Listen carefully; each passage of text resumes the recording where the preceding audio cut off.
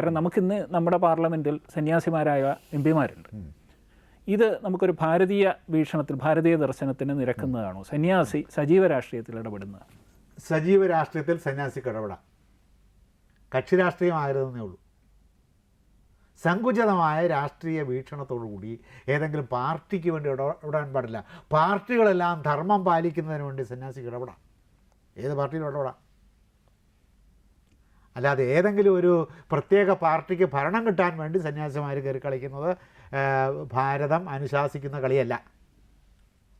എല്ലാ പാർട്ടികളും ധർമ്മം പാലിച്ചുകൊണ്ട് പ്രജകളുടെ ഉന്നമനത്തെ ലക്ഷ്യമാക്കി പ്രവർത്തിക്കുന്നില്ലെങ്കിൽ അങ്ങനെ പ്രവർത്തിക്കുന്നതിനുണ്ട് സന്യാസിക്ക് ഇടപെടാം. അതാണ് സാമൂഹികമായ ഇടപെടൽ, സാംസ്കാരികമായ ഇടപെടൽ എന്നതുകൊണ്ട് ഉദ്ദേശിക്കുന്നത്. രാഷ്ട്രീയമായ ഇടപെടലുമാകാം. അതിങ്ങനെ ആവണം.